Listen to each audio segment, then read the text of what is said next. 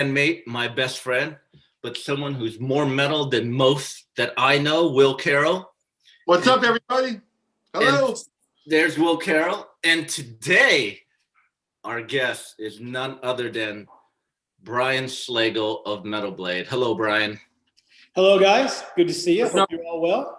Good to see you too. And before I start, I just want to say, and I'm speaking for myself, and maybe Will would agree with me.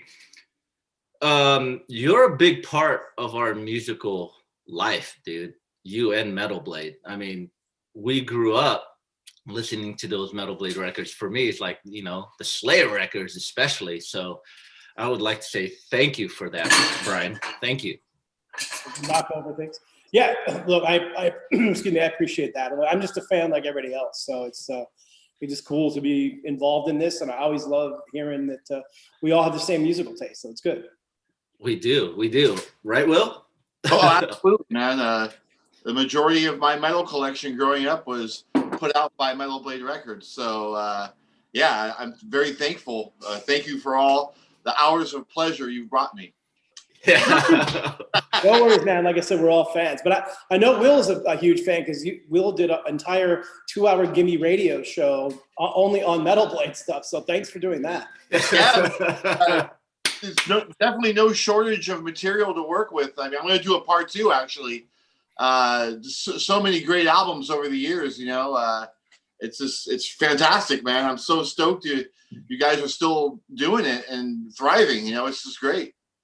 It is. I mean, you know, Metal Blade's probably one of the first record labels I heard of, along with like Relativity and Combat. I mean, the Metal Massacre and all the Slayer early releases. So, I mean, thank you. It's awesome that you're still around. I was record store shopping yesterday, and I just picked this up. Oh, nice. That's awesome.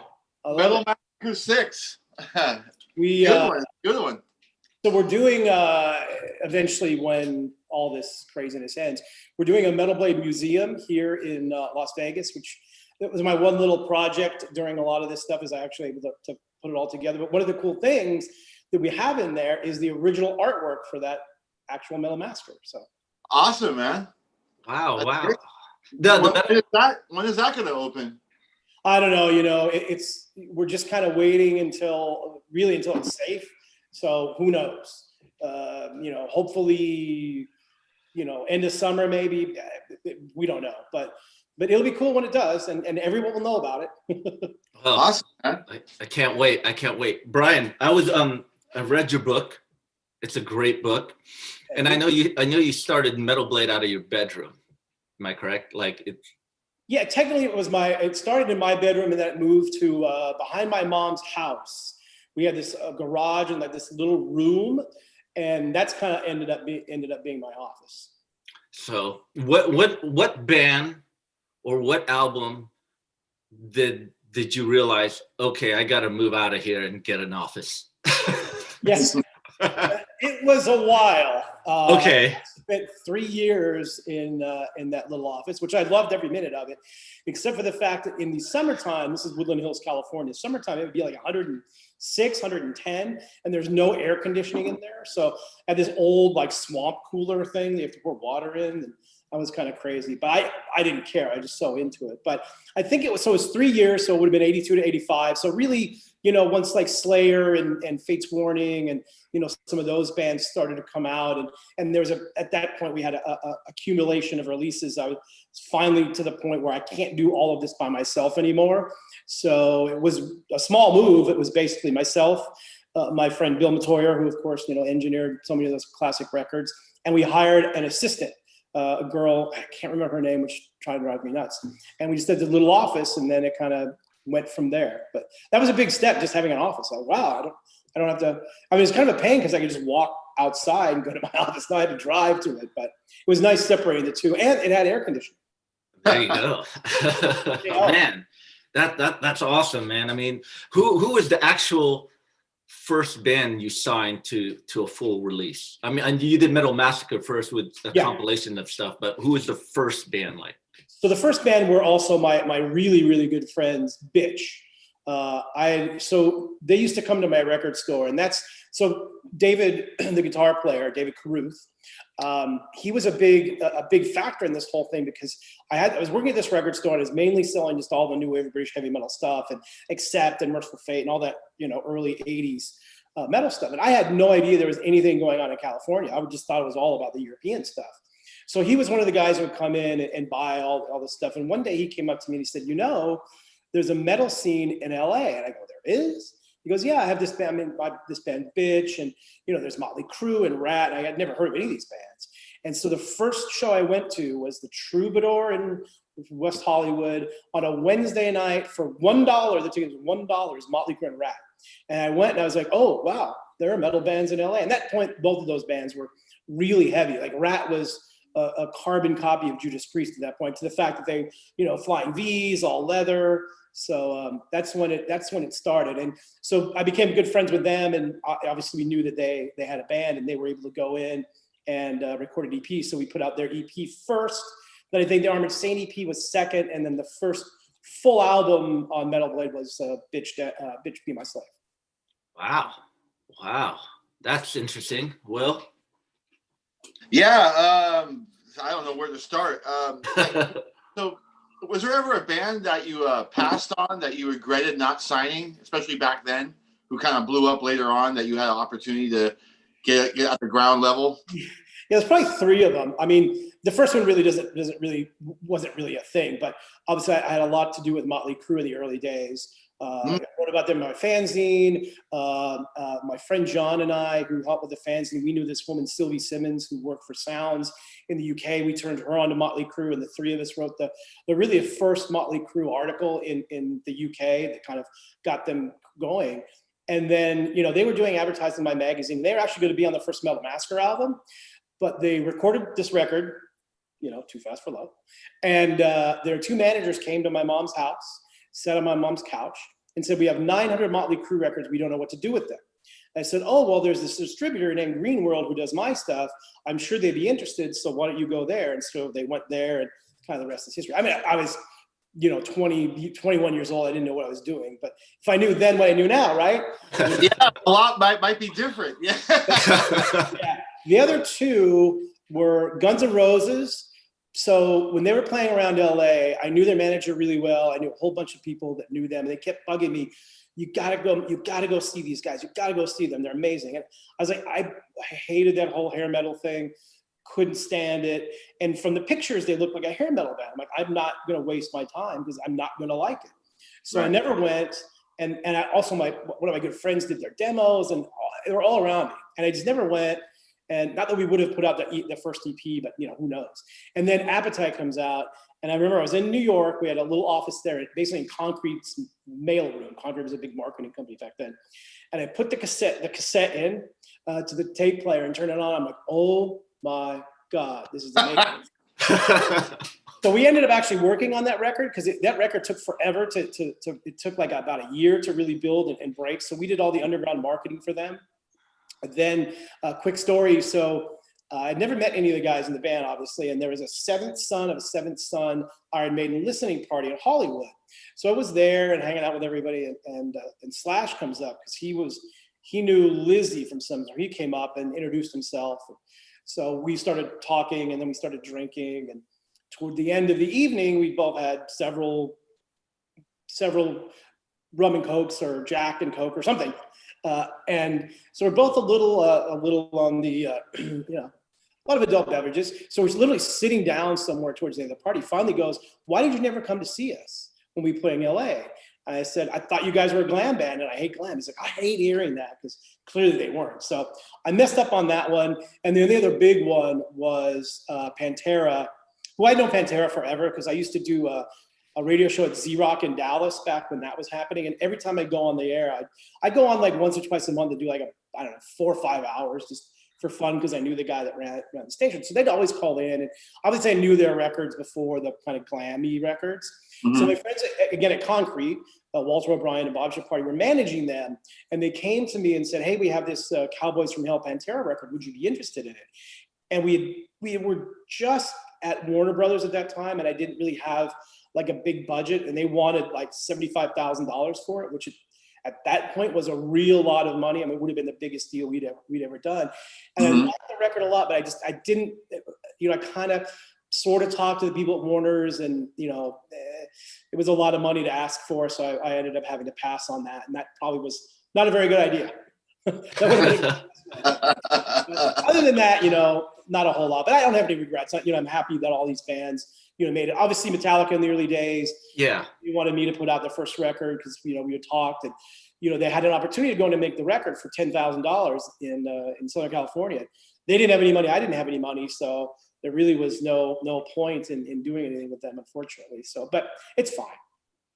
Wow. And I just wanted to ask you about Voivod. I know you and I did a Voivod podcast like a month or so ago and talked about this, but I just wanted to touch on this again. Like Metal Blade put out the first Voivod album, War and Pain, and what happened after that? Why didn't you work with them further? Yeah, so basically, so again, this is the early days of Metal Blade. I'm still learning how things work and the music business and all this sort of stuff. So we'd signed them to a contract, but they were very, very young. I think two of them were under 18. And when you do that, one of the parents has to co-sign. But the biggest problem is they signed a contract in English, and none of them spoke any English. They were from Quebec. They're all French Canadian. So we had very limited contact with them. I think only one guy, I think it was Snake, that spoke really bad broken English. So we did the record, everything was fine. Then it started to do really well, and all of a sudden a manager came involved, and he said, "Hey, these guys signed this contract, but they don't know what it said, blah, blah, blah, blah, blah." So we kind of went back and forth. I said, okay. And, he was going to get them a big deal somewhere else. So we couldn't match the amount of money they were getting. So I'm like, all right, well, do your thing. Right. Wow. It's so weird.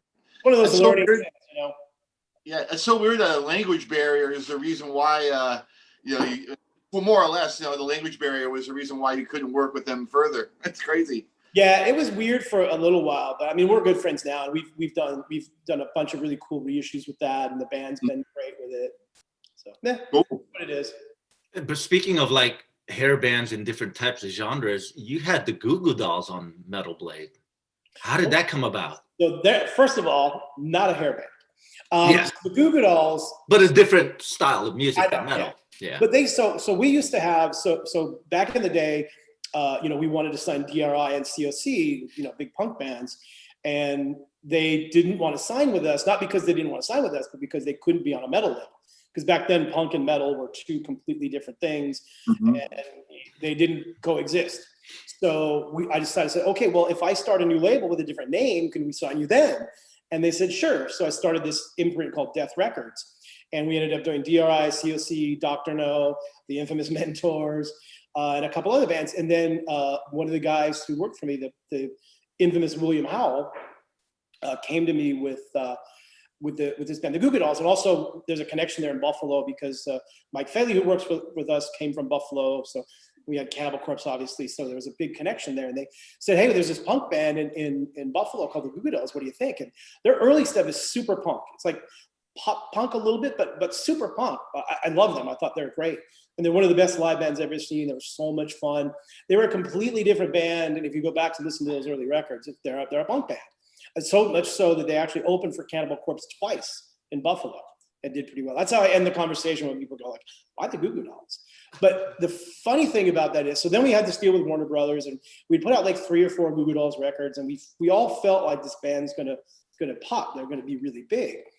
But they hadn't yet. It was kind of frustrating. And then we did, so the last album that we did and I kind of A&R'd was A Boy Named Goo, which was the big breakthrough record. Yeah. And the funny thing about that was that Johnny came to me towards the end of the record and said, hey, I've got this acoustic song that I just kind of recorded just at the end of it for fun. I don't know if we should put it on the record or not because it's really different from the rest of it.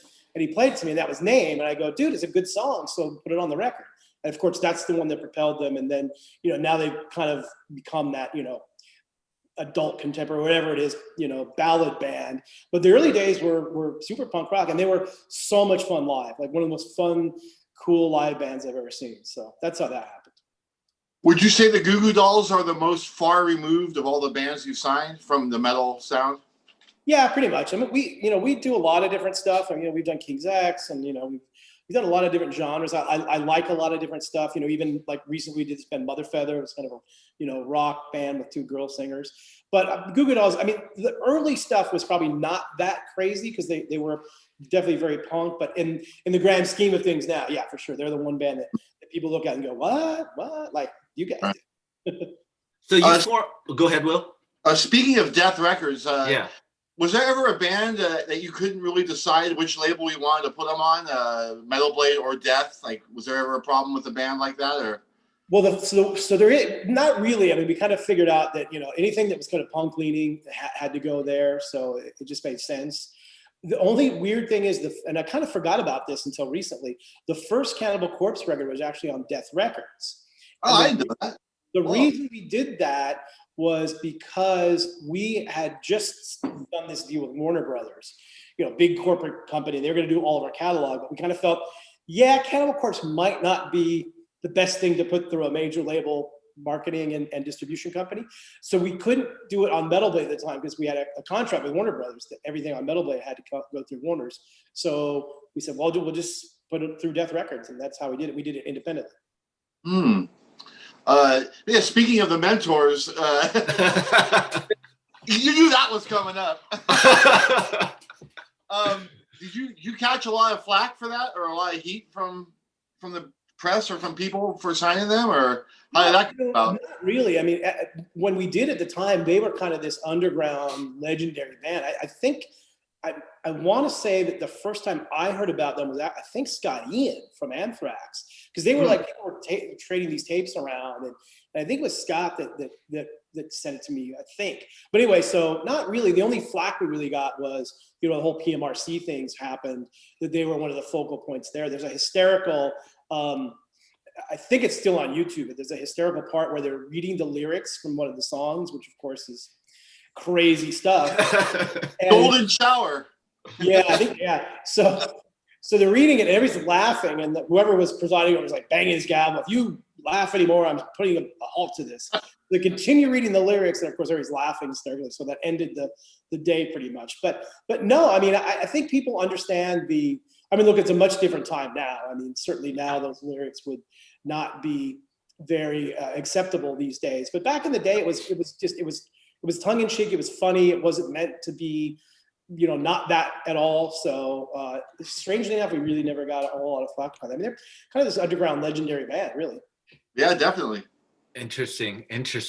Brian, I mean, Metal Blade in the early days, I'm sure bands sent in a lot of press kits like demo tapes, 8x10s, and bios.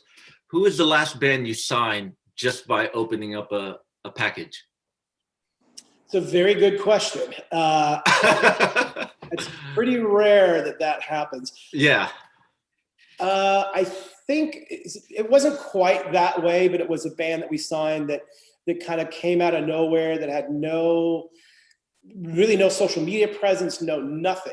And usually these days, you want to have a band to have some sort of presence just because it's helpful it's so hard to get a band off their ground anyway. But we signed this band who I absolutely worship and love from Salt Lake City called Visigoth.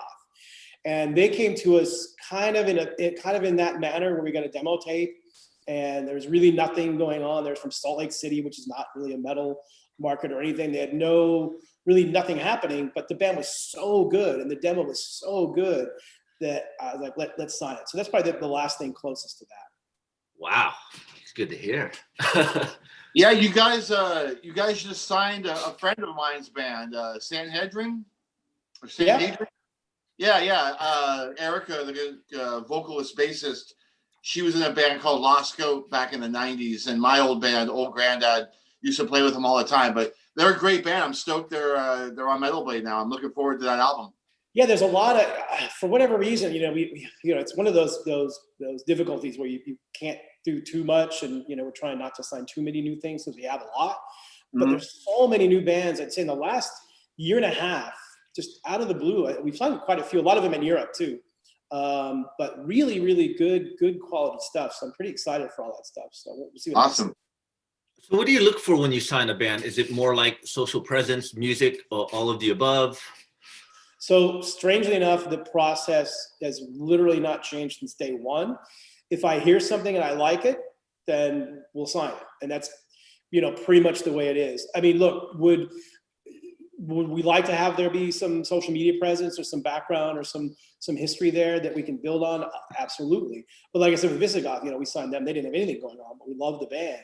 So I said, let's do it. So there's really not anything. The only thing I would say, though, I know bands ask me all the time, what are you looking for? It's not really anything specific. It's just what hits my gut. If I like it, then I want to work with it. And usually my taste, knock on wood's been okay so far over the years. But it does have to be something different. Like so many bands you get demo tapes from and they sound just like Black Dahlia Murder or just like Death Angel or just like Test. They sound exactly like the bands that they like. Well, that's fine. That's not what I'm interested in. I want something that's different, that's unique. Like take those influences you have and use them, but don't try to emulate them. Try to do your own take on it and be different. And also, and you guys know as musicians, the last thing you ever want to do is make a record for somebody other than yourselves. Make the record that you guys want to make, that you want to hear. Don't listen to record label people or anybody on the outside, because that's usually a disaster. And every band from Metallica on down, they make records because they like to make music and that's what they want to make. And they don't listen to outside influences. Interesting. I mean, Brian, I've talked to people and it's always documented in interviews and all that. And, bands get, when they have one album that's successful, then the next album's usually, label people hound on them. Hey, you got to write hits and that, but you don't come across to me as a person that does that. I mean, you're not going to tell Cannibal Corpse to write a hit. Yeah, definitely not any of that stuff. Like I always was, especially in the 80s when all these, bands were getting suspect, especially from our label too.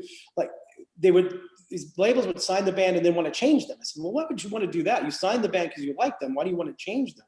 And we never want to do that. I don't get involved in the creative process at all. Like bands can do, say, be whatever they want to be. I'll listen to demos and if I think there's a particularly good song on there, I'll say I really like that song, or maybe these 10 out of these 12. But it's always up to the band. We never tell them what to do, or we never tell them to write a hit. So my involvement is I like to listen to mixes and make sure they sound good, and sequencing, which really isn't a big thing anymore, but that's something that I always like to do. For example, on Twilight of the Thunder God from Amon Amarth, I got the album and it was amazing. But Twilight of the Thunder God was the 8th song on the record. And this is back when sequencing and albums kind of still meant something. I was like, guys, why is this song the 8th song on the record? This is the best song you've ever written. It should be the first song on the record. So luckily they agreed, and they did, and now it's kind of this legendary thing. But that's it. But I don't get involved at all in telling bands what they should or should not do, really. Has there ever been a band that decided they wanted to make a stylistic change, and you were like, "Whoa, what are you doing?" Oh yeah, there's been a few of those. I'll be like, "Okay, you sure you want to do that?" I mean, if they say yeah, then they say yeah. Unfortunately, a lot of those times it's kind of usually a younger band that is just getting something started, and they kind of make a left turn somewhere, and then it doesn't go so well. But that happens, but not so much. I think a lot of the bands, look, most of the bands that we deal with are fans of the music, and they get it. So right. How involved were you on the Slayer records, the early Slayer records? Strangely, so I actually produced all those records, not because I'm a great producer and knew what I was doing, but I was a one-man band. I did everything, including production, which I actually really, really enjoyed doing, being part of the creative process. I have zero talent. I can't play any instrument. I can't do any of that stuff, but I think I do know what sounds good to me. So I just had an extra ear in the studio. Those guys were so brilliant that every day we'd be in the studio, and Bill Matory was engineering them. We kind of look at each other like, this is freaking insane what these guys are doing. It was just being in the studio felt that next level stuff of they're kids, we were all kids back then. They're just doing great, great stuff. And I remember both Show No Mercy and Hell Awaits, because when you're in the studio, you're in there, and we didn't have a lot of time, so we weren't in there a lot, but still you hear these songs 1,000 times, and you're mixing them and you're hearing them 1,000 times. And usually by the end of the record, it's like the last thing I want to hear is any more of that record for a little while. But both those Slayer records were so good, I couldn't stop listening to them because they're on some other level. So, my thing was just that I probably had a few little ideas here or there for, just something that I thought sounded cool, or maybe, one or two lines might be, but very, very minimal. 99.9% of it was all them. It was just honestly just an honor to be in the studio with those guys. And, I'm still good friends with them today, which is awesome. Speaking of the first Slayer album, did you have like a heart attack when you found out the cymbals didn't get recorded, or was that like a major? Well, no. So the story goes. So we were in this little tiny studio, and Dave had a really big drum kit, and he hits really hard. Still, he's my favorite. No offense, Will, but he's my favorite metal drummer of all time. Hey, he's phenomenal, and especially in the studio, he's amazing. But what was happening? We were recording it, and the cymbals were bleeding over all the other mics. So, because the room wasn't deadened properly, read to do drums. Before, I think that studio was like we're doing commercials and things before we got in there and made stuff. So we couldn't do it. So Bill got the idea, well, the only way this is going to work is to record it without cymbals, and then we'll overdub the cymbals. And I was like, I didn't know. I thought that might be what people do. I don't know. So did it. And Dave was great, but I have a lasting impression in my brain forever of him recording the cymbal overdubs. And he's in a room with all the cymbals, standing up, and he'd be like, hitting them when he's supposed to hit them. It was amazing, but pretty funny at the time. Worked out all right, though, I think. Yeah, I mean, you can't even tell, but yeah, a very unorthodox way of getting drum tracks completed, for sure. Only because Dave's so good. I imagine that would be impossible for a lot of people, I think. Dude, I couldn't imagine. It'd be so awkward, man. So awkward. It was. I bet, man. I mean, those records. I mean, I read in the interview, Hell Awaits is your favorite record. It's my favorite Slayer record. Yeah. Okay. I like it because look, Rain and Blood is one of the all-time classic albums, and brilliant. I mean, all their stuff is. But the reason I like Hell Awaits is that it has all of the elements of Slayer. Like, Rain and Blood is just 1,000 miles an hour for 29 minutes, which is probably the best 29 minutes of hardcore, fast heavy metal. But Hell Awaits had, At Dawn They Sleep, and the beginning of Hell Awaits, and it kind of had the stuff that I like of Slayer. I like their fast stuff, but I also love their slow stuff too. And they kind of ran the gamut, I think, on that record more than any other record they did. So that's why I like that one a lot.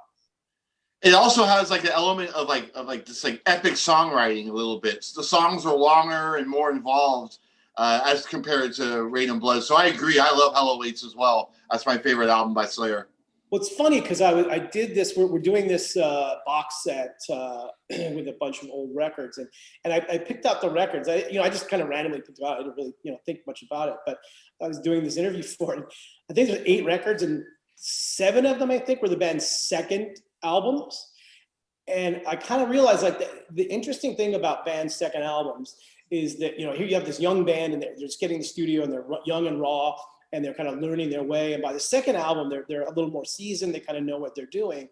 And that's, for me, it was Hell Awaits. I mean, even though we had 2 EPs, it was basically their second album. Because they were just coming into their own. They were more comfortable in the studio.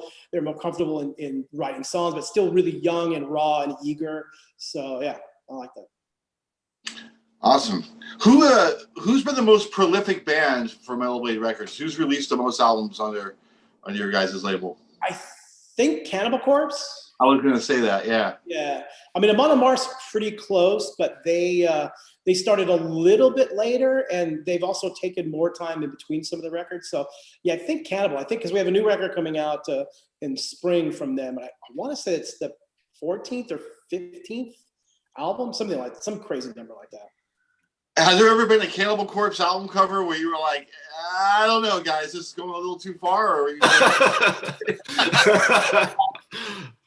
So I love all that sort of stuff. And when I remember when Butcher to Perth, we were doing the Butcher to Perth thing, and somebody came in with the artwork, and everybody in the office was really afraid to send it to me because it was at that point pretty over the top. I looked at it, I thought it was great. I love it. I grew up in the 70s, a big Alice Cooper fan. I like pushing the envelope. I love pushing the envelope. So, we've done that with so many different bands. But with Cannibal, though, it gets to a point though, because they've been banned in Germany, they've been banned in Korea, they've been banned in Australia, lyrics and covers. So it becomes a tricky thing with them where we want to do something really cool and over the top, but we also want to sell albums. So for a while we had to do the 2 covers, the censored and the uncensored. Now you can't do that. So even on the last record, we had an issue where I was like, man, the cover is awesome, but it's so out there that we'll have problems in these countries. So we had to kind of tweak it a little bit. We do have to kind of do that a bit, which I hate doing, because that again, it's the artistic freedom of the band and the artist. But there's also the business side of my brain that goes like, okay, well, that's cool, but we'll sell a lot less records because stores won't bring it in. In fact, Germany would probably ban it again, and we don't want to have that happen again because it's one of the biggest markets.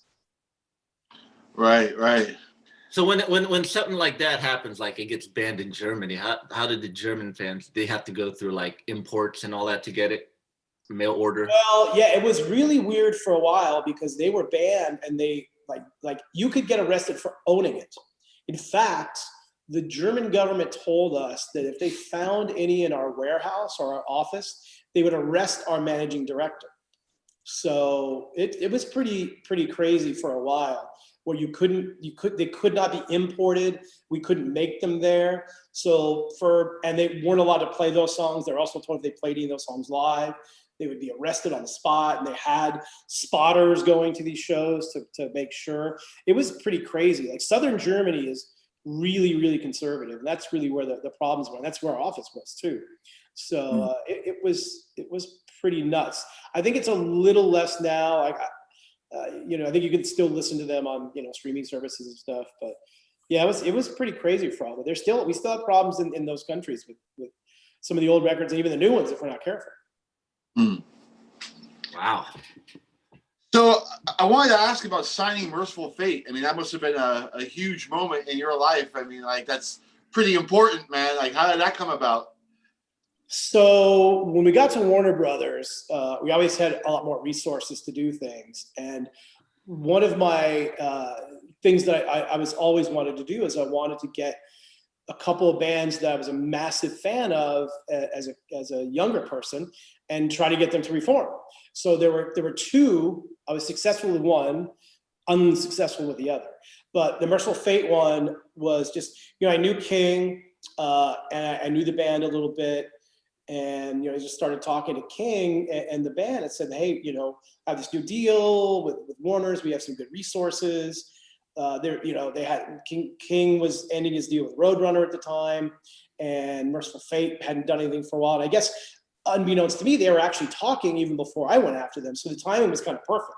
So I came in and said, hey, would you consider doing this? And they're like, yeah, we've kind of already been talking. And so we were able to do that and put out a bunch of amazing records, which was certainly, one of the many highlights I've had, just working with those guys. And they're great guys and doing all those tours with them. And those records are really good. I always tell people that, the 90s was such a terrible time for metal for a lot of people. And it was kind of, teetering on the edge of not happening for a while. But those Mercyful Fate and King Diamond 90s records are really good. If you go back and listen to them, I think they're really good records. So I try to encourage people to do that. But yeah, that was definitely I couldn't believe I was able to do it. It's like, wow, that's pretty cool. But yeah, it was great and super fun. And I'm still really good friends with all those guys. And King's one of my really good friends. So it's been a long standing thing. And the other band, if you're wondering, is the Dead Kennedys. Oh, wow. Yeah, I know Jello. Jello's great. And I kind of, talk to the other guys. But that's a bridge that's been blown to smithereens that will never happen. I tried. But yeah, right. In the Shadows, man, I would say that album is up to par with the first 2 full lengths, man. It's just fantastic records. My favorite of the Metal Blade Mercyful Fate era albums. Well, which one's your favorite? Agreed. I like that one. I like that one. I mean, I like all of them. There's certain songs that I like Witch's Dance is one of my favorite songs, and Song Into the Shadows is really great. So there's a lot of good stuff. But on a whole, and that was the first one when they came back. So it was cool. Lars playing on one of the tracks was cool because at that point, that was the only time a Metallica member ever played on somebody else's record. And that's still few and far between. So Oh wow, yeah, that's cool. It's funny too when you hear the Return of the Vampire with Lars on drums. You could tell it's Lars within like 3 seconds. You know, like that's one thing to say about Lars. That's a huge compliment. Is his drumming is so identifiable. You know, like no matter who he's playing with, you can tell it's Lars Ulrich. So that's kind of hard to achieve for a drummer, especially. So yeah, very cool. He plays with a lot of melody too, which I he doesn't get nearly enough credit, I think, for being a really good drummer, because he's the one that's putting together all those songs and he's driving a lot of the songs melody through drums, which I've never really heard. I mean, freaking "And Justice for All" is based on the don't don't don't. I mean, that's the whole song. It's crazy. Mm-hmm. Wow, Cool. man. Brian, you said 90s were it was hard for metal. Would you say it was hard for metal in the US? Because elsewhere it was thriving, it seems like. People were doing well. Well, so it's kind of tough. Like, so the mainstream in the 90s were not into metal. Obviously, the whole grunge scene came in and metal became a bad word, as it should, because it became all that hair metal radio stuff that was awful. So it needed to die and reinvent itself, which it did. And the underground in the 90s was very strong. But I remember at one point, I think it was either 96 or 97. I want to say it's 96. Kind of when things were really weird and, the mainstream wasn't there. And even in Europe, it was kind of on a weird trend where Rock Hard magazine, Without a Journey, which is one of the preeminent heavy metal magazines ever, and one of the most famous ones, they put out a cover that had a tombstone on it, heavy metal, born 1969, died he was either 96 or 97. When I saw that, I was like, that kind of scared me a little bit, because they know what's going on. And that was a little bit scary, but luckily a couple years later, all these kind of metalcore bands came along and kind of revived everything, along with all the bands that were doing it at the same time. Mm. Yeah, death metal was really big in the early 90s, Yeah, that's the one thing that was huge. I mean, all those death metal bands. I mean, we had one 6 Feet Under record that sold like almost 200,000 copies in the U.S. in the mid 90s, which is crazy numbers for back. Crazy numbers now, like crazy numbers for back then. Mm-hmm. Yeah. Was that the first record? The first 6 Feet Under record? I'm trying to remember. It was Haunted. It was either Haunted, I think it was Haunted, or the one. It's either I think it was Haunted. They both the first two records did. Both the first two records did really well. Mm-hmm. How did you sign Guar? How did that come about? So there used to be, I think there still is, but there was a convention in New York called CMJ, which was the college radio convention. And for a long time, it was, all the other genres, but metal played a big part in it. So I went there, and I was there every year. I do panels and all this stuff. So I was there one year, and all these friends of mine came up and said, "You've got to see this band Guar. They're amazing. They throw meat into the crowd and blood, and they're doing all this crazy stuff." So I missed them that year. But I made a note to check out. I think they had a record that came out following that year that I thought was pretty good. And then I went to see them at the following CMJ and watched the show. And I was like, oh my God, this is amazing. So my friends were with me. I said, if this band is half sane, I have to sign them. So I went backstage and realized they're all college students from Richmond, Virginia. They're actually really smart, good guys. So that's when we ended up signing Guar. Yeah, very storied career, man. Like they've been nominated for Grammys and all kinds of stuff, man. 2 Grammy nominations. Yeah. They're like the Harvard, what is it? The Harvard, one of the whatever the magazine, Harvard. Can't even forget, but the famous magazine. They're the Hall of Fame there, and all sorts of crazy stuff. So it's been amazing. Cool. Is there any bands on your label that won a Grammy? No, we've been nominated a bunch of times, and nobody's ever won. King Diamond never won a Grammy? Nope, nominated twice.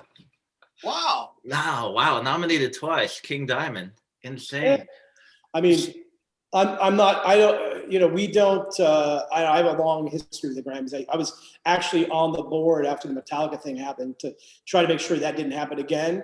And I was on the NARIS, the entire NARIS board, but it's weird. It's just a weird organization. And I eventually left because we were having an argument about, because basically what you do is they have this, and they still have it, a bunch of people that supposedly know metal that would weed out all the ridiculous stuff.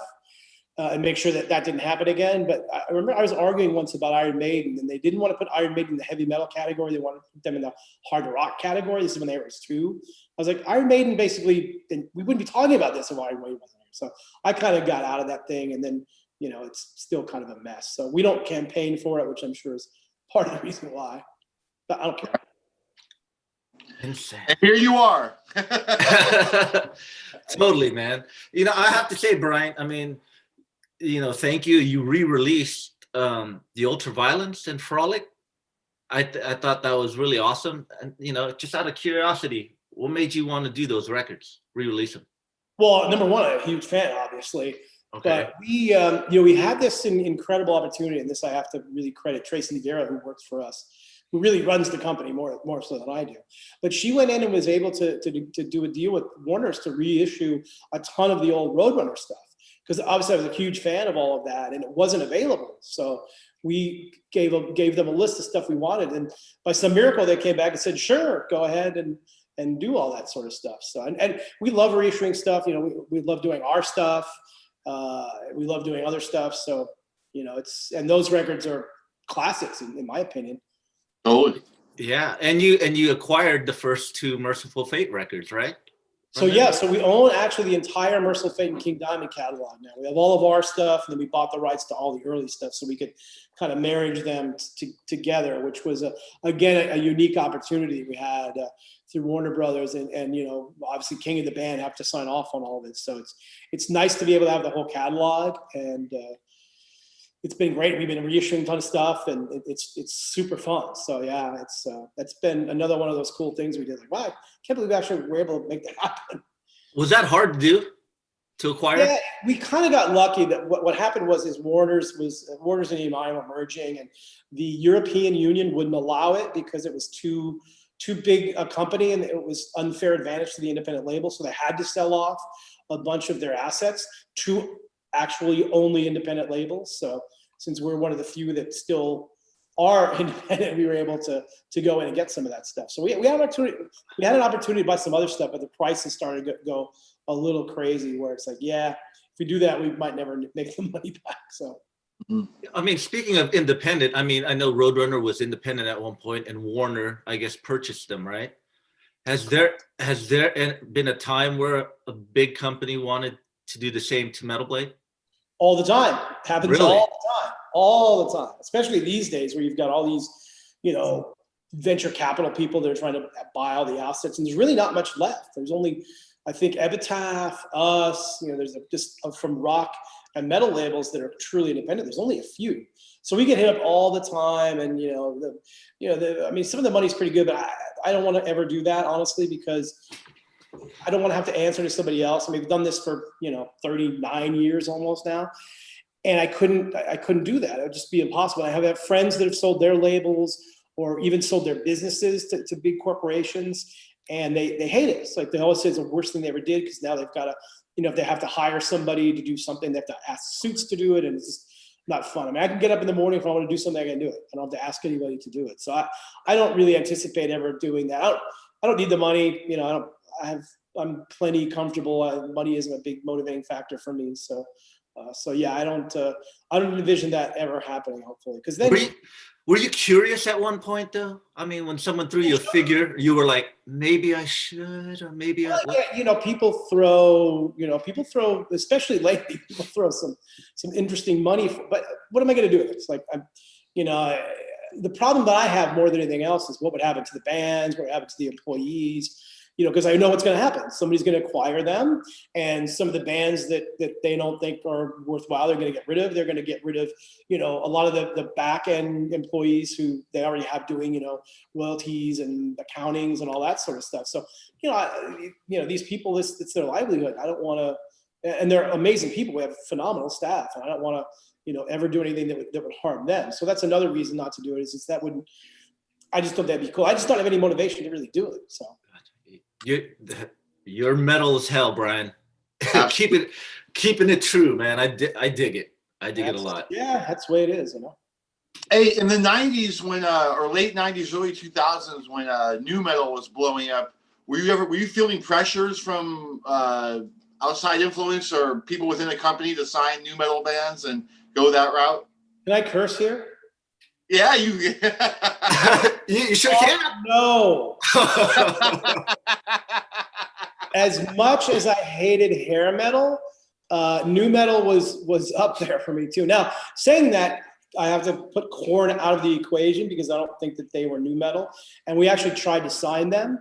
They played the second show they ever played in, I think in their career, was in LA at this little club. And Mike Faley, I mentioned earlier, he'd seen them in San Diego at a convention. Said, you got to go see this band. So he was there. I was there. Monty Connor from Roadrunner was there. And we all fell in love with this band. They were phenomenal. And we were falling all over ourselves to sign them. And then the next gig they played, I don't know, maybe 2 months later, every A&R person from every major label was there. So obviously it never happened. But yeah, I never liked that stuff. And I don't want to sign or work with any sort of genre that I don't like, whether people think we should or not. I just wasn't into it. So we just never did. Wow. Here. Good for you, man. Yeah, it was interesting because back then there was a lot of pressure because we were kind of one of the few labels that were keeping it metal. Like, you know, some of the other independents would sign bands like that, thinking that we need to do that to be relevant or stay alive. But I always felt that, you know, back in the early days, you know, and you guys know because you're around, you know, at some of the same times. You know, it was kind of the metal people against the world. Like it was just the underground fans doing it. And, you know, we always had the cry heavy metal will never die because people saying, oh, it's a fad. It's going to go away in a couple of years. And, you know, when we got to that 90s where all that new metal stuff was happening, I still just felt that some way, somehow this genre was going to come back. And I don't want to kind of sell out and then, you know, not look so cool later. So I think we did a good job of staying alive and being true to the metal community, which I think kind of helped down the road. Oh, you're definitely getting the last laugh. I mean, new metal has gone the way of the dodo for the most part. And, you know, it didn't really have that long of a lifespan either. So there's a lot more longevity with real heavy metal. So, yeah, you're getting the last laugh for sure. Yeah, you know, it's got to come from the heart. And I just don't know that sort of stuff necessarily did that. But, you know, no super disrespect to those artists because, you know, maybe it was. Right. Brian, you're just as real as it gets, bro, when it comes to metal, man. You're just like the real deal. I'm a fan, man. I'm just a fan like everybody else is. So. Yeah, I mean, it's funny because I remember, I'll bring up a little story. Like we were on tour with Children of Bodom and Tyr, or that's how you say it, Tyr, however you want to say it. You're right, Tyr. And yeah, and we played the Revolution in Fort Lauderdale, and you happened to be at that show. And I remember you came on the bus, we were talking, and that's the first time you and Will met. And I said, hey, Will plays in a Mercyful Fate tribute band called Hail Satan. Your eyes lit up. He goes, what song do you open up the set with? what do you open up the set with? You know, what song? Burning the Cross. Yes. By the way, is might be my favorite Mercyful Fate song of all time. And that's the one song that King Diamond hates. So they'll never play it. Oh, really? He doesn't like that song, huh? No, because it was actually written by somebody else. It's the only Mercyful Fate song that they didn't write. So some early drummer or something wrote it. So, yeah, and I love that song. Yeah, it's one of my favorites as well. I remember playing it on the Death Angel tour bus many tours ago, and Rob Cavastani heard it and was like, he had never heard that song before. He's like, well, what's this? Some early Mercyful Fate demo. I'm like, yeah, you need to sit down for 9 minutes or however long the song is and fucking listen to this song, dude. And he was blown away by it, man. It's just so evil.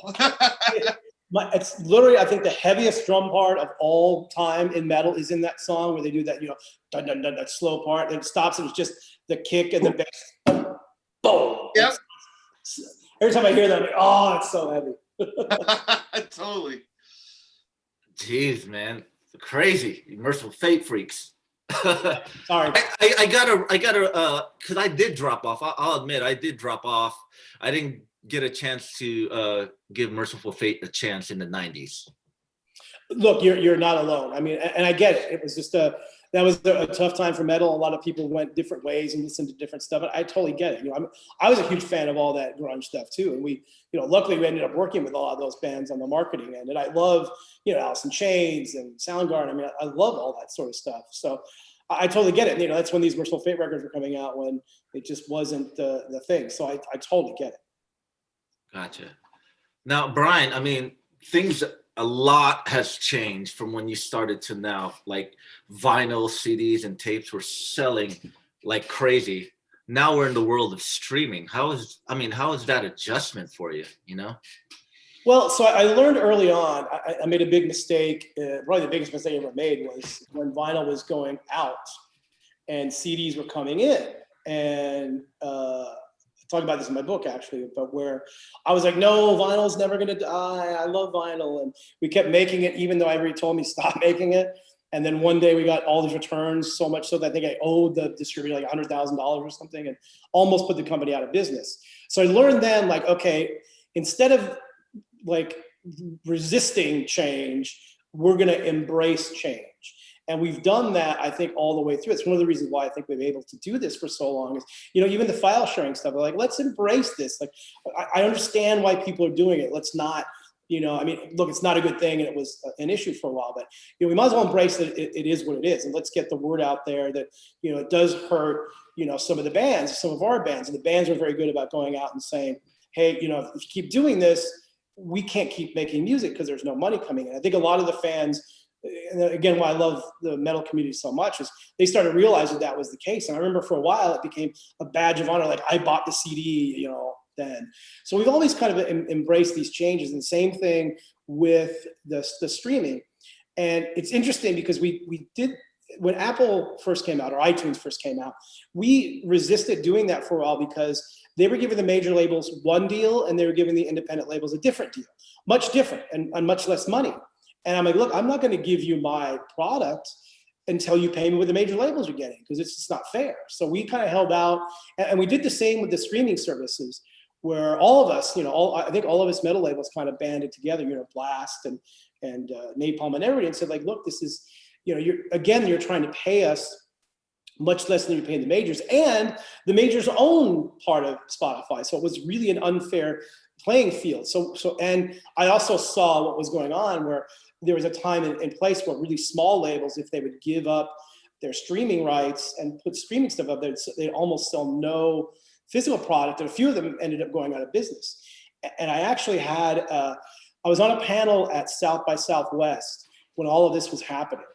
And I was on a panel with like the main guy from Spotify, the main guy from RDO, which was the Canadian version of Spotify at the time.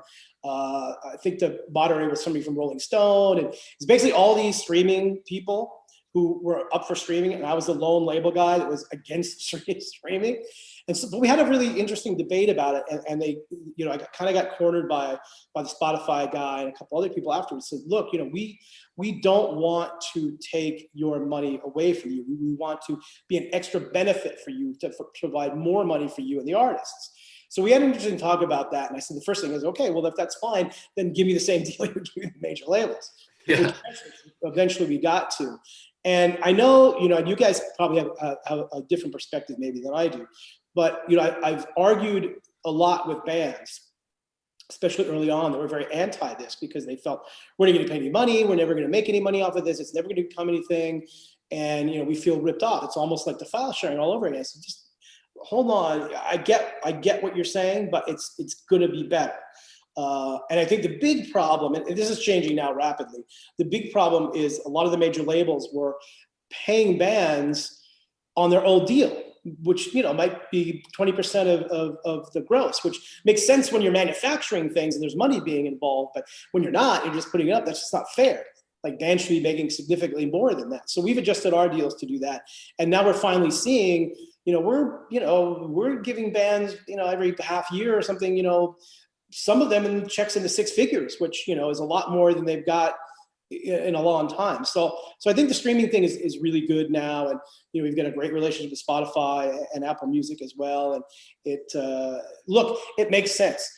Somebody's going to pay $10 a month and they can listen to anything they ever wanted to listen to, which, I mean, gosh, if I could have done that when I was 18 instead of paying $20 a record, right.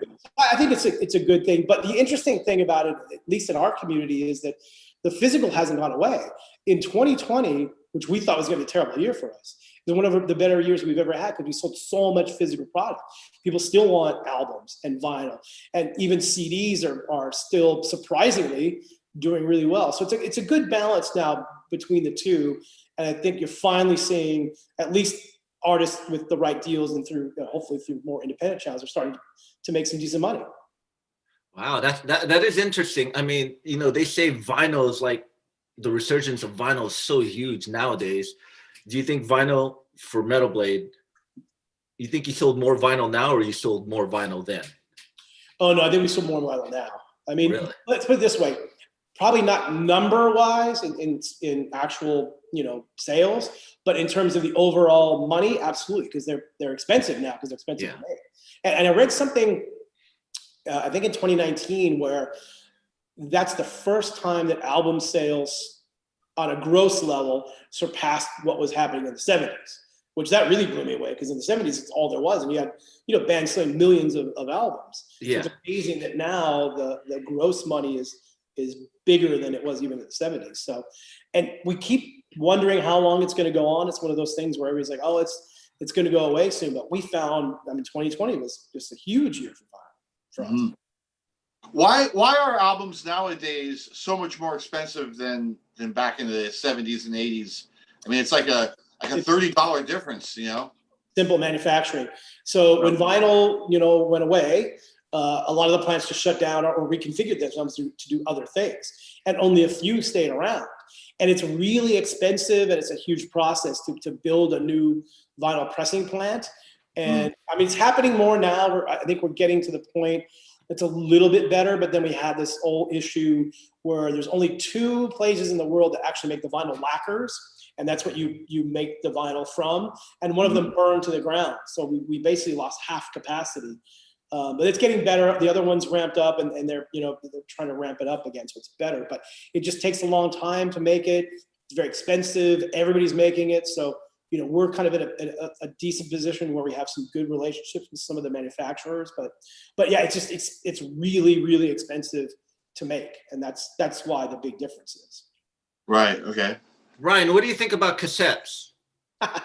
I mean, look, I love cassettes.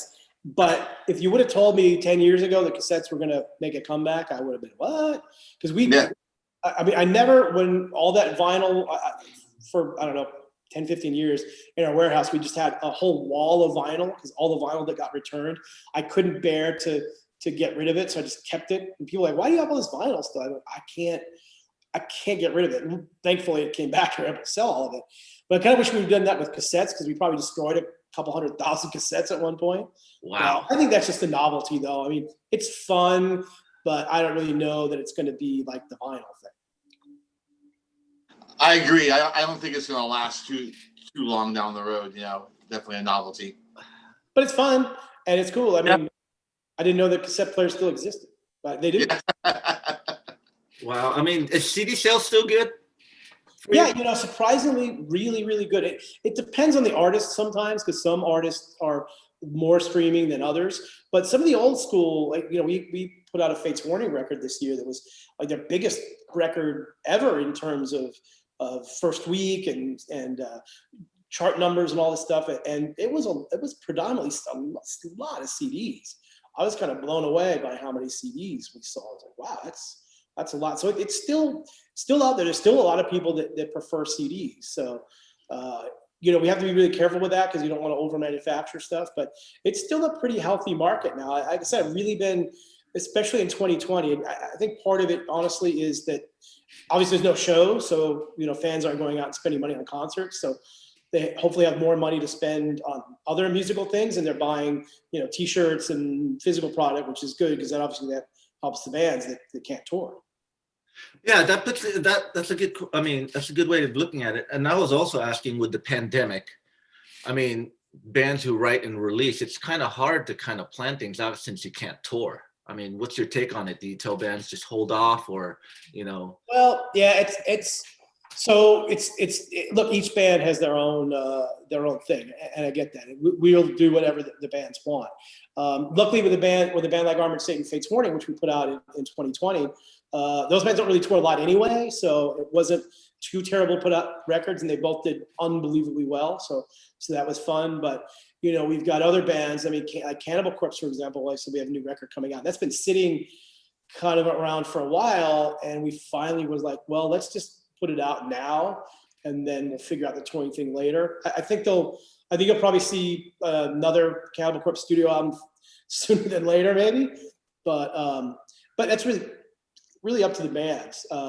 So we'll see. We've got 3 or 4 bands that we are making records now that we may put out in the fall if there's touring. If not, then we may hold them.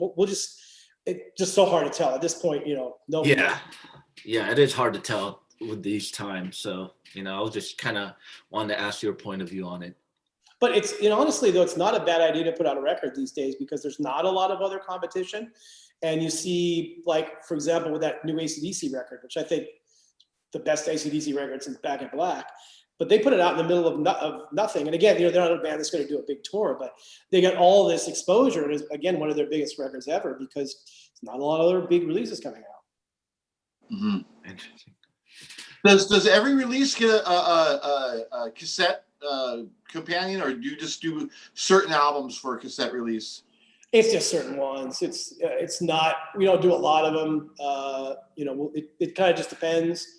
And you're not going to sell a whole lot of them. Maybe you sell 1,000 of them. So it's just more fun than anything else. And depends if the band wants it and if there's a market for it. So some genres work better than others, strangely enough, for cassettes. So I don't know. Do you see the same thing for DVDs? Are they the same with like vinyl and CDs? Well, yeah, DVDs are weird because we, a couple of years ago, we did a lot of them, kind of when DVDs weren't the thing to do. And I was really hesitant going in because we had a Behemoth DVD and a Between the Buried and Me DVD and a Mark DVD and an Auburn Saint DVD. We had like 5 or 6 DVDs out. I think it was 2018 or something. But that was when, DVDs were kind of dead. And I was like, we're putting out a lot of DVDs here. Are these going to be okay?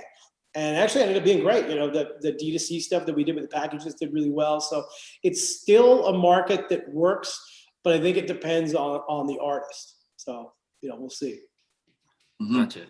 The problem is that there's just no other avenue. Like, Netflix or those places aren't going to put it up. Even Apple Music won't really put it up. So if we could get in to all those places, Hulu and Netflix and stuff, it would be good. But we can't, mostly because of this ridiculous law/rule that you have to negotiate the streaming rights with the publishers. So you can't just put a DVD up there because you got to pay the publishing. It's a whole antiquated system that only is done in the US, which is frustrating. So we're hoping that there'll be some change in that, and then maybe we can get stuff up on those services. So we'll see. So Brian, you said you embrace streaming and all that. Do you stream when you're driving in your car, and do you listen to vinyl at home? So no, what I do is in the car I have an old school iPod that has about 4,000 of my favorite songs on it. So I'll listen to that, or I'll listen to satellite radio while I'm driving. Okay. And then I stream Spotify in the background when I'm in the office working. I'll just have it on in the background, and then because I'm old school with my vinyl stuff. Like I wanna go put it on the record player, sit in a chair, and just kind of absorb the whole thing. So. And still look at the album cover and all that, huh? Look at the album cover, lyrics, all that stuff. That's awesome, man. I mean, you gotta love the metal community. They still buy the stuff. They still, look at the vinyl and whatnot. I'm sure Will does it every single day. I do. Yeah. I mean, I love the Metal Massacre compilations. I have most of them. I can't believe I didn't have part 6, but you're still putting those out, right? Like how often do those come out? Kind of, sort of. I mean, it changed a lot. Really, when the internet came in, it wasn't really, because we were doing it to expose bands to people that probably couldn't hear them before. But when the internet came in, it's just so easy to get exposure. Like, basically any band that's halfway decent was able to get a record deal anyway. So we kind of do them sporadically, but we're in the process of doing one now with a partner. I don't think we've announced it yet. So, but we're going to do a new one, just kind of for fun, again, to find some new bands, and we're partnering up with the magazine to do it. So every once in a while we'll do it just kind of for fun. Back then it was almost yearly though, right? Or was it not? Yeah, we were doing them pretty much once a year. Because again, back when it was only vinyl, and pre-internet, that was really the only way for a lot of these bands to get exposure. And sometimes we'd also use it towards the end, like around 6, 7, 8, where we'd sign a band and we'd put their song on a Metal Massacre first, just to get the name out there so people are familiar with them, and then 6 months later, or whatever, followed up with a record. So it was kind of a good precursor. Early days of promo. Right. Do you have another special coming up on Gimme Metal anytime soon? Yeah, I'm doing them once a month now. I love Gimme Metal. I'm a big supporter of theirs, and we do a lot of stuff with them. And they kept bugging me to do a show, and I really wanted to do a show because I've literally done a radio show for, oh gosh, almost 30 years now. I did one in Phoenix at the local Z-Rock affiliate for about a year and a half. And then when that went under, I did one on I'm kind of getting old and forgetting things. But on one of the big streaming services, I did one for years on there. And I kind of stopped doing it because I didn't have time. And I was also doing a sports podcast with my friend Sean Work from NHL.com. So we get athletes to talk about metal on there. So I didn't have enough time to do all of it. So I was doing that. And then that ended because the NHL kind of didn't want him to do it anymore. So I didn't do anything for a while, and they were bugging me. And I love that station. I love all the guys that do the shows on there. And it's fun, but I just literally didn't have the time. And of course, here comes the pandemic, and all of a sudden, well, gee, I have a lot more time now. So totally. It's super fun. I love interacting, doing the chat when it's live, and it's super fun. So yeah, I think they're scheduled now for the third or fourth Wednesday of every month. So, all right. Yeah, I mean, this kept me sane throughout the whole lockdown and the pandemic because, obviously Death Angel weren't touring and playing shows. So if I didn't have my radio show to put together, I probably would have killed somebody. So for it. They play great stuff on there. I actually found a lot of new bands I never even heard of before by listening to that. Me too, man. It's fantastic. Is Metal Blade going to be a part of Gimme TV? Or are you guys going to be doing? Yeah, 100%. Yeah, we're definitely, we do a lot of stuff with them. We're very involved with the Gimme Metal people on a variety of levels. So yeah, we'll be, whatever they're going to do in the metal world, we'll be a part of. Cool. That's awesome. Now, Will, if you don't have any other questions, I'm probably going to slowly close out this thing. But I have this thing called the Dirty Dozen. We already know you, Brian and Will, as metal enthusiasts, but let's get to know you as the person. So I'm going to ask you guys 12 questions or and answer them accordingly. You guys ready? Yep. Yeah. I think. Mild or spicy? Spicy. Spicy. Mm-hmm. Have you guys gone too far with spicy at one point?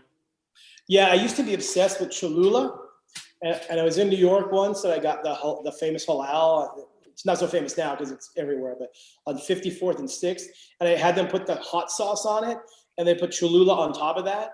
And I flew back to LA, and I didn't know what it was. I had heartburn, horrible heartburn for like 3 days. I went to the emergency room, and they laughed at me and said, "Yeah, you have heartburn." Cholula. But I'm a big sriracha fan, so I do love sriracha. All right. For me, one of the times like that stuff was just too spicy.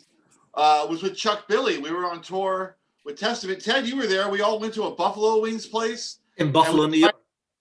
And we tried the hottest one they had, and I asked for a glass of milk because I just couldn't handle it. And I thought Chuck Billy was going to give me shit, but he goes, "They will pass that milk down here." Where was that, Ted? Buffalo, New York. I was in Buffalo. Yeah. Okay. Yeah, Buffalo, New York. All right. Dogs or cats? Cats. I was a dog guy, but then I got a cat, and now I'm a cat guy. Okay. Yeah, me too.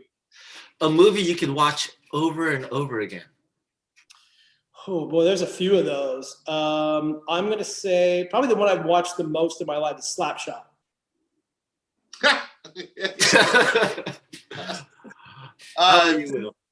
For me, Empire Strikes Back. Well, that's a good one. Yeah. Biggest pet peeve? Well, I got a few of those. Right now, it's people that don't wear masks in public. And the other one, let me think. God, I've got so many. I'm trying to figure out a fun one. People who tailgate on the freeway.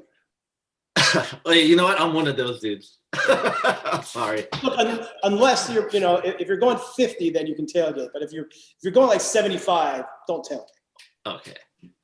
Well, for me, being a Seinfeld and Larry David fan, everything in the world annoys the shit out of me. So I don't know if I can answer that question, but I'll go with Brian and people who don't wear masks in public. That's definitely a current pet peeve for me, for sure. gotcha. What time does your alarm go off daily? I don't have an alarm, so I think I have an inner alarm because I'm usually up by, well, pandemic hours are weird. Like I used to go to sleep, because I go to a show or whatever. So 12:30 was kind of my end game. Even I live here in Vegas now, and first few months I was here, I would go hard a little bit too much because people keep coming into town. But now I have a strict midnight curfew here. I turn into a pumpkin, I'm out. But pandemic times, I usually go to sleep about 11 and I'm up at 7:30. But I rarely ever set an alarm. And the times I do set an alarm, if I have to get up early to do something, I wake up before the alarm ever goes off. Yeah, I mean, I have almost the identical answer. I don't use an alarm clock as well, but I just wake up around 7:30, 8 o'clock every day, no matter how late I was up the night before. I'm awake by 7:30. So yeah. Cool. Yeah, I don't use an alarm clock, but I'm usually up around 6:37. So, a song you love to sing when you're alone? Ooh, there's a lot of things. It kind of depends on what I'm listening to.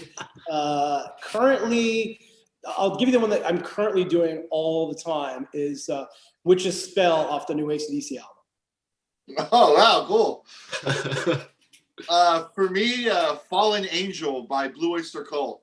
I sing that song all the time by myself, and sometimes my better half catches me and she's like, what the hell are you doing? It's a great song. Yeah. It's funny, speaking of Blue Oyster Cult, Brian, we went to that record store in Norway. I don't know if, what's it called, Will, in Oslo? It used to be called Helvete. I forget what it's called now, but he knows what we're talking about. Yeah, it's an overwhelming record store, and Will walks out with a Blue Oyster Cult box set. I mean, there was too much metal. If there's ever a place that has too much metal, that's the place. I was like rubbernecking the entire time. Like, look at that, oh my God. And all the shelves are totally overstocked. Like, you can't pull anything out because it's so jam-packed full of metal. I just couldn't take it. So I just saw a Blue Oyster box set sitting on a lonely shelf, and I was like, I'm just taking that and getting the fuck out of here. All right, favorite vacation? Destination? Sure. So I like warm weather. So it's either going to be the Greek islands, or my current favorite city to go hang out at is Key West, Florida. Wow. Will, what's your favorite vacation? I mean, I haven't really gone on too many vacations, but all the tours we've done together, those are kind of like vacations. So I have to say, I just like Holland. I love Holland. So that area is probably my favorite place to be and hang out. And I don't mind cold weather. Actually, I kind of embrace it sometimes. So yeah, I have to say Holland. The Netherlands are really awesome. I see, Brian, you don't like the cold weather. No, I grew up in LA, man. I can't do that. In fact, so I moved to Vegas like 4 years ago now, and I love everything about here except the winters are way too cold. I knew it would get cold here. I didn't know it would be this cold. In fact, it's supposed to snow here on Tuesday. Wow. In Vegas. Not a fan. I do love Nevada too. My family goes to Reno a lot. I know Reno is like the poor man's Vegas, but we go to Reno quite a bit when we can, and so I guess that's a vacation area kind of. But I dig Nevada. I like the desert too. Cool. Yeah, I'm a huge fan of the desert. I don't gamble either, so I'm good on that at least. All right. What's the one thing about you that probably annoys others? Oh, there's probably a few things. I don't know. I probably talk a little bit too much sometimes, tell too many stories. Will? This is an easy question. My snoring. I've corrected that problem now. I sleep with a CPAP machine. I have ever since I got out of the hospital. So I've corrected that problem. I can't wait to use it on tour. So I will have to see angry faces every morning when I wake up. You said it, I didn't. All right. What's yeah, and, I always wanted to make a shirt that said "Live loud, sleep louder," but that doesn't apply now. what's your favorite smell? That's interesting. Probably, believe it or not, probably the inside smell of a brand new car. Ah, I could see that. I like the smell of a brand new car. For me, the inside of Round Table Pizza. I can see that too for you, Will. What's an instrument you wish you could play? Oh, easy, guitar. I try, but I have zero talent. Me too, guitar. Ted seen me try to play the guitar. You're sick, dude. You're sick. You write sick ass riffs, bro. I've seen it. Yeah, I wish I could just figure out how to do a chord properly, and yeah, guitar all the way. Me would be drums. Oh, I love the drums. On a scale of 1 to 5, how good of a dancer are you guys? -1. I'd have to say a 3.5, maybe 4. Look at that. I could agree with that. So the last one is, gentlemen, what did you have for breakfast this morning? I had, so I'm doing this keto thing, so I have a kind of limited diet. And I used to be crazily allergic to eggs when I was a kid, like really bad. But now I'm not, so I can have eggs every once in a while. So I have these little cool things called egg bites, mushroom and chive egg bites. I had a bowl of Golden Grams. Golden Grams. All right, gentlemen, thank you very much for your time joining on live and streaming. Will, thank you for co-hosting. Brian, thank you for jumping on. It's a pleasure talking to you, and the honor. It's just, awesome to have a metal icon to chat it up with and get some nitty gritty stuff. Love it. Thanks. I mean, it's a blast, and much respect to you guys. And also to Will, I'm happy to see you back and healthy and all good there too, because I know that was. Thank you, man. Thank you so much. And Ted, you're arriving. You still look like you're 25. So I'm Thank you. Hey, Brian, you still look great too. I've seen some old photos. You're taking care of yourself. Hanging in there, trying. You know what it is? It's that metal. Right? It's the metal. It's the metal that keeps us young. That's what I keep saying. All right, ladies and gents, if you guys want to follow Brian, he's on Instagram, Metal Blade. Check out both these guys' Gimme Radio show. Go to Gimme Radio, get the app on all the app stores. Check it out. It's awesome. And we're going to call it off for today. So